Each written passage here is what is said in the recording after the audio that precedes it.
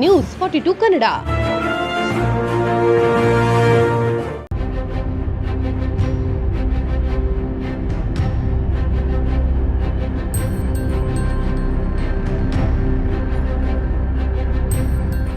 ಇಪ್ಪತ್ತೈದು 3/2026 ನಡೆಯುತ್ತಿರುವ ಬೆಂಗಳೂರಿನ ಫ್ರೀಡಂ ಪಾರ್ಕ್ನಲ್ಲಿ ನಡೆಯುತ್ತಿರುವ ಪ್ರತಿಭಟನೆ ಕುರಿತು ಈ ದಿನ ನಾವು ಒಂದು ಪತ್ರಿಕಾಗೋಷ್ಠಿಯನ್ನು ಜಿಲ್ಲಾ ಮಟ್ಟದಲ್ಲಿ ಕರೆದಿದ್ವಿ.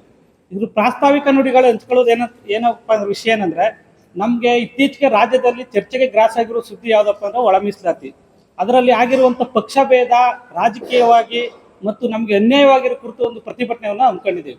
ನಾಗಮೋಹನ್ ದಾಸ್ ಅವರು ವರದಿ ಕೊಟ್ಟಿರುವಂಥ ವರದಿಯಲ್ಲಿ ನಮಗೆ ಪಕ್ಷಭೇದ ಆಗಿದೆ, ಅನ್ಯಾಯ ಆಗಿದೆ, ಪಕ್ಷಪಾತದಿಂದ ಕೂಡಿದೆ ಎಂಬುದು ಕುರಿತು ರಾಜ್ಯ ಮಟ್ಟದಲ್ಲಿ ಶ್ರೀ ಜ್ಞಾನ ಪ್ರಕಾಶ ಸ್ವಾಮೀಜಿಗಳ ಅಧ್ಯಕ್ಷತೆಯಲ್ಲಿ ನಾವು ಒಂದು ರಾಜ್ಯ ಮಟ್ಟದ ಒಂದು ಪ್ರತಿಭಟನೆಯನ್ನು ಹಮ್ಮಿಕೊಂಡಿದ್ದೀವಿ. ಆ ಕುರಿತು ಇಡೀ ಜಿಲ್ಲೆಯಲ್ಲಿ ಎಲ್ಲ ತಾಲೂಕಿನಲ್ಲಿ ಸಂಘಟನೆಯನ್ನು ಮಾಡ್ಕೊಂಡಿದ್ದೀವಿ. ಆ ಸಂಘಟನೆಗಳ ವಿಚಾರವಾಗಿ ಮತ್ತು ಪ್ರತಿಭಟನೆ ಕುರಿತು ವಿಚಾರವಾಗಿ ಎಲ್ಲರೂ ನಮ್ಮ ತಾಲೂಕಿನ ಎಲ್ಲ ಮುಖಂಡರುಗಳು ಇಲ್ಲಿ ವಿಷಯಗಳನ್ನ ಮಂಡಿಸ್ತಾರೆ. ನಾವು ಒಟ್ಟು ಪ್ರಾಸ್ತಾವಿಕ ನುಡಿಯ ಪ್ರಮುಖ ಉದ್ದೇಶ ಏನಂದ್ರೆ, ಅವೈಜ್ಞಾನಿಕವಾಗಿ ಪಕ್ಷಪಾತದಿಂದ ಕೂಡಿರುವಂತ ನಾಗಮೋಹನ್ ದಾಸ್ ವರದಿಯನ್ನು ತಿರಸ್ಕಾರ ಮಾಡುವುದು ಮತ್ತೆ ಹಳೆ ಮೀಸಲಾತಿಯನ್ನು ಜಾರಿ ಮಾಡುವುದು ನಮ್ಮ ಉದ್ದೇಶ.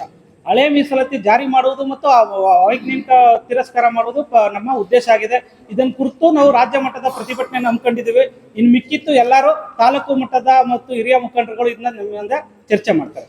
ತಮಗೆಲ್ಲ ಈಗ ಗೊತ್ತಿರ್ತಕ್ಕಂಥ ವಿಚಾರ, ಈಗ ಇಡೀ ರಾಜ್ಯದಲ್ಲಿ ಒಳ ಮೀಸಲಾತಿಗೆ ಸಂಬಂಧಿಸಿದಂತೆ ಒಳ ಮೀಸಲಾತಿಯಲ್ಲಿ ಆಗಿರ್ತಕ್ಕಂಥ ವಿಶೇಷವಾಗಿ ರೋಸ್ಟರ್ ಬಿಂದುವಿನಲ್ಲಿ ವಲಯ ಜಾತಿಗೆ ಸಂಬಂಧಿಸಿದಂತೆ ಆಗಿರ್ತಕ್ಕಂಥ ಅನ್ಯಾಯವನ್ನು ಖಂಡಿಸಿ ಈ ರೋಸ್ಟರ್ ಬಿಂದುವನ್ನು ಸರಿಪಡಿಸಬೇಕು ಅನ್ನೋದು ಒಂದು. ಮತ್ತು ಎರಡನೇದಾಗಿ ನಮ್ಮ ಪ್ರದೀಪ್ ಅವರು ಹೇಳ್ದಂಗೆ ನಾಗಮೋಹನ್ ದಾಸ್ ವರದಿ ಏನಿದೆ, ನಾಗಮೋಹನ್ ದಾಸರವರು ವರದಿಯನ್ನು ಒಪ್ಪಿಸುವಾಗ ಒಂದು ಮಾತನ್ನು ಹೇಳ್ತಾರೆ. ಏನಂತ ಹೇಳಿದ್ರೆ, ಕಳೆದ 35-40 ವರ್ಷಗಳಿಂದ ಒಂದು ಸಮುದಾಯ ಪರಿಶಿಷ್ಟರ ಹೆಚ್ಚು ಒಂದು ಸವಲತ್ತುಗಳನ್ನು ಪಡ್ಕೊಂಡ್ಬಿಟ್ಟಿದೆ. ಆ ಪಡ್ಕೊಂಡಿರೋರು ಈಗ ಸ್ವಲ್ಪ ಅವ್ರಿಗೆ ಬಿಟ್ಕೊಡ್ಬೇಕು, ಇನ್ನು ಹಿಂದೆ ಇರ್ತಕ್ಕಂಥವ್ರಿಗೆ ಅವ್ರಿಗೆ ಅವಕಾಶ ಮಾಡಿಕೊಡ್ಬೇಕು ಅನ್ನೋ ಒಂದು ಮಾತನ್ನು ಹೇಳ್ತಾರೆ. ನಾವು ಕೇಳಿರೋವಂಥದ್ದು, ಸ್ವಾಮಿ ನಿಮ್ಮ ಈ ಆಯೋಗ ಬರೀ ಸಮೀಕ್ಷೆ ಮಾಡಿ ವರದಿ ಕೊಡಿ ಅಂತ, ನಿಮ್ಮ ವೈಯಕ್ತಿಕ ಅಭಿಪ್ರಾಯ ಕೊಡಿ ಅಂತ ಅಲ್ಲ. ನಿಮ್ಮ ವೈಯಕ್ತಿಕ ಅಭಿಪ್ರಾಯವನ್ನ ಏರಿ ಅಂದ್ರೆ ನಿಮ್ಮ ಮನಸ್ಸಿನಲ್ಲಿ ಏನಿತ್ತು ಅದನ್ನ ಆಯೋಗದ ಮುಖಾಂತರ ಸರ್ಕಾರಕ್ಕೆ ಸಲ್ಲಿಸಿ ನಮ್ಮನ್ನ ಅಂದ್ರೆ ಬಲಗೈ ಜಾತಿಗೆ ಸಂಬಂಧಿಸಿದ್ದನ್ನ ಮತ್ತೆ ಅಲೆಮಾರಿಗಳು ಇನ್ನಿತರ ಜಾತಿಗಳನ್ನ ಬಿಟ್ಟು ಒಂದು ಸಮುದಾಯಕ್ಕೆ ಪ್ರಾತಿನಿಧ್ಯವನ್ನ ಕೊಡ್ತಕ್ಕಂಥ ನಿಮ್ಮ ವೈಯಕ್ತಿಕ ಮನಸ್ಥಿತಿ ಇದೆಯಲ್ಲ, ಇದು ಅವೈಜ್ಞಾನಿಕ ಮತ್ತು ಪಕ್ಷಪಾತದಿಂದ ಕೂಡಿದೆ. ಹಾಗಾಗಿ ದಯಮಾಡಿ ಈ ವರದಿಯನ್ನ ಯಾವುದೇ ಕಾರಣಕ್ಕೂ ಜಾರಿ ಮಾಡಬಾರದು ಅನ್ನೋದೇ ಮೂಲ ಉದ್ದೇಶ. ಒಂದು ವೇಳೆ ಜಾರಿ ಮಾಡೋದೇ ಆದರೆ ಆ ರೋಸ್ಟರ್ ಬಿಂದುವಿನಲ್ಲಿ ಬಲಗೈ ಜಾತಿಗೆ ಸಂಬಂಧಿಸಿದಂತೆ ಏನು ಅನ್ಯಾಯ ಆಗಿದೆ ಅದನ್ನ ಸರಿಪಡಿಸಿ ಅಂತೇಳಿ. ಇದಕ್ಕೆ ಸಂಬಂಧಿಸಿದಂತೆ ತಮಗೆಲ್ಲ ಗೊತ್ತಿರೋ ನನಗೆ ಇತ್ತೀಚೆಗೆ ಬಂದಂಥ ಒಂದು ಸಹಾಯಕ ಪ್ರಾಧ್ಯಾಪಕ ಹುದ್ದೆಯ ಅರ್ಹತಾ ಪಟ್ಟಿ ಇಲ್ಲಿದೆ. ಅರ್ಹತಾ ಪಟ್ಟಿ ಒಳಗಡೆ ತಾವು ನೋಡ್ಬೋದು, ಅರ್ಹತಾ ಪಟ್ಟಿ ಒಳಗಡೆ ಒಂದು ಕಾಮರ್ಸ್ ವಿಭಾಗದಲ್ಲಿ ಟೋಟಲ್ 35 ಸೀಟ್ ಇದೆ. SCಗೆ 34 ಸೀಟ್ಗಳಲ್ಲಿ 37 ಸೀಟಲ್ಲಿ 30 ಸೀಟು ಮಾದಿಗ ಕಮ್ಯುನಿಟಿ ಕೊಡ್ತಾರೆ, 5 ಸೀಟನ್ನ ವಲಯ ಕಮ್ಯುನಿಟಿ ಕೊಡ್ತಾರೆ, 2 ಸೀಟನ್ನ ಕೊರಚ ಮತ್ತೆ ಅಲೆಮಾರಿ ಜನಾಂಗಕ್ಕೆ ಸಂಬಂಧಿಸಿದಂತೆ ಕೊಡ್ತಾರೆ. ಇದು ಯಾವ ವೈಜ್ಞಾನಿಕ ಅಂದ್ರೆ, ತಾವು ಕೊಟ್ಟಿರ್ತಕ್ಕಂಥ ವರದಿನಲ್ಲಿ ಏನು ಹೇಳಿದ್ದೀರಿ ಅಂತ ಹೇಳಿದ್ರೆ, ಮಾದಿಗರಿಗೆ 6%, ವಲಯರಿಗೆ 6%, ಇನ್ನು ಉಳಿದಂತೆ ಕೊರಚ ಲಂಬಾಣಿ ಅಲೆಮಾರಿ ಸಮುದಾಯಕ್ಕೆ 5%.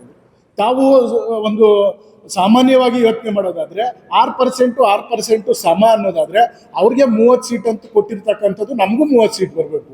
ಇಲ್ಲ ಈ 37 ಸೀಟಲ್ಲಿ ಅವ್ರಿಗೆ 15 ಸೀಟು, ನಮ್ಗೆ 15 ಸೀಟು, ಇನ್ನು ಕೊರಚ ಲಂಬಾಣಿ ಆ ಥರದವ್ರಿಗೆ ಕೊಡಬೇಕು. ಇದು ಎಲ್ಲದರಲ್ಲೂ ಇದೆ. ಕನ್ನಡ ವಿಭಾಗದಲ್ಲಿದೆ, ಕಾಮರ್ಸ್ ವಿಭಾಗದಲ್ಲಿದೆ, ಎಲ್ಲ ವಿಭಾಗದಲ್ಲಿ. ಇದು ಅವೈಜ್ಞಾನಿಕ. ಈ ರೋಸ್ಟರ್ ಬಿಂದುವಿನಲ್ಲಿ ಆಗ್ತಕ್ಕಂಥ ಅನ್ಯಾಯವನ್ನ ಸರಿಪಡಿಸಬೇಕು ಮತ್ತು ಈ ಅವೈಜ್ಞಾನಿಕ ಏನು ನಮ್ಮ ನಾಗಮೋಹನ್ ದಾಸ್ ವರದಿ ಇದೆ ಇದನ್ನು ಯಾವುದೇ ಕಾರಣಕ್ಕೂ ಜಾರಿ ಮಾಡಬಾರ್ದು ಅನ್ನೋ ಒಂದು ಉದ್ದೇಶವನ್ನು ಇಟ್ಕೊಂಡು ಮಾನ್ಯ ಜ್ಞಾನಪ್ರಕಾಶ್ ಸ್ವಾಮೀಜಿಗಳ ನೇತೃತ್ವದಲ್ಲಿ ಹಿರಿಯರಾದಂಥ ಸಿದ್ದಯ್ಯವರು, ವಾಣಿ ಶಿವರಾಮ್ರವರು, ನಮ್ಮ ಶಿವಣ್ಣ ಅವರು, ಚಂದ್ರಶೇಖರ್ ಅವರು, ಈ ರೀತಿಯಾಗಿ ಇಡೀ ರಾಜ್ಯಾದ್ಯಂತ ಇರ್ತಕ್ಕಂಥ ಮುಂಚೂಣಿ ನಾಯಕರುಗಳ ಬಲಗೈ ಜಾತಿಗೆ ಸಂಬಂಧಿಸಿದ ನಾಯಕರುಗಳನ್ನು ಇಟ್ಕೊಂಡು ಅವರ ನೇತೃತ್ವದಲ್ಲಿ ಜಿಲ್ಲೆಯಾದ್ಯಂತ ಪಕ್ಷ ಒಂದು ಅತೀತವಾಗಿ, ಯಾಕೆಂದ್ರೆ ಇಲ್ಲಿ ಯಾವುದೇ ಪಕ್ಷ ಕಾಂಗ್ರೆಸ್ಸು BJP JDS BSP ಆ ಥರದ್ದು ಯಾವುದೂ ಇಲ್ಲ. ನಮಗೆ ಸಮುದಾಯ ಮುಖ್ಯ. ಸಮುದಾಯದ ಹಿತದೃಷ್ಟಿಯಿಂದ, ನಮ್ಮ ಮುಂದಿನ ಮಕ್ಕಳ ಭವಿಷ್ಯದ ಹಿತದೃಷ್ಟಿಯಿಂದ ಈ ಒಂದು ವರದಿ ಯಾವುದೇ ಕಾರಣಕ್ಕೂ ಜಾರಿ ಆಗಬಾರ್ದು. ಈ ಆಯೋಗ ಮಾಡಿರ್ತಕ್ಕಂಥ ಪಕ್ಷಪಾತ ವರದಿ ಇದನ್ನ ತಿರಸ್ಕರಿಸಬೇಕು. ಒಂದು ವೇಳೆ ಒಪ್ಕೊಳ್ಳೋದಾದ್ರೆ ಅದನ್ನ ಆ ರೋಸ್ಟರ್ ಬಿಂದುವನ್ನ ಸರಿಪಡಿಸಬೇಕು ಅನ್ನೋದು ನಮ್ಮ ಹಕ್ಕುಗಳಿಗೋಸ್ಕರನೇ ನಮ್ಮ ಹೋರಾಟ.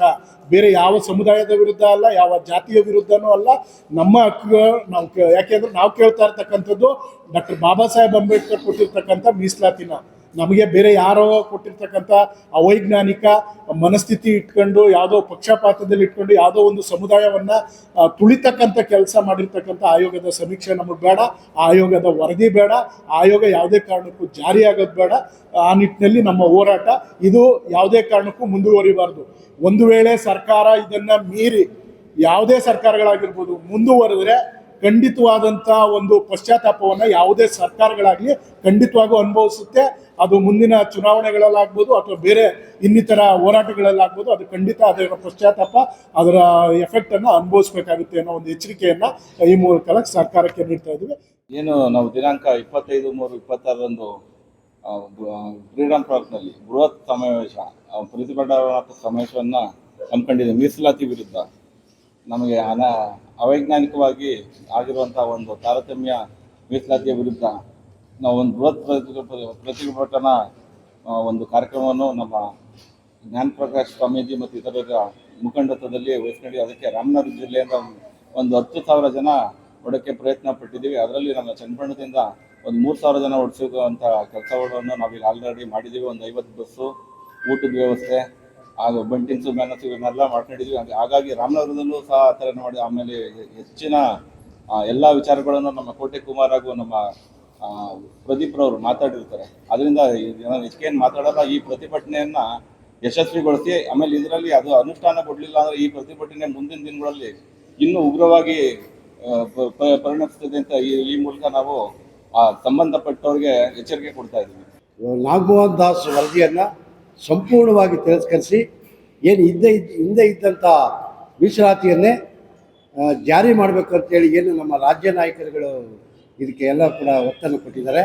ಅದಕ್ಕೆ ಪೂರಕವಾಗಿ ನಮ್ಮ ಜಿಲ್ಲೆಯಿಂದ ಸುಮಾರು 10,000 ರಿಂದ 12,000 ಜನಗಳನ್ನು ಈ ಕಾರ್ಯಕ್ರಮಕ್ಕೆ ಬೆಂಬಲ ಸೂಚಿಸಿ ಹೋಗ್ಬೇಕಂತೇಳಿ ಎಲ್ಲ ಜಿಲ್ಲೆಯ ನಮ್ಮ ಸಮುದಾಯದ ಜನಗಳಿಗೆ ನಾವು ಒತ್ತಾಯ ಮಾಡಿ ಸುಮಾರು ಒಂದು 12,000 ಜನನ ನಾವು ಇಲ್ಲಿ ಈ ಜಿಲ್ಲೆಯಿಂದ ಕರ್ಕೊಂಡು ಹೋಗ್ಬೇಕಂತೇಳಿ ನಾವೆಲ್ಲರೂ ಕೂಡ ಜಿಲ್ಲೆಯ ಎಲ್ಲ ಮುಖಂಡರುಗಳು ಸೇರಿ ನಾವು ಇದನ್ನು ಮಾಡ್ಕೊಂಡಿದ್ದೀವಿ. ನ್ಯೂಸ್ 42 ಕನ್ನಡ.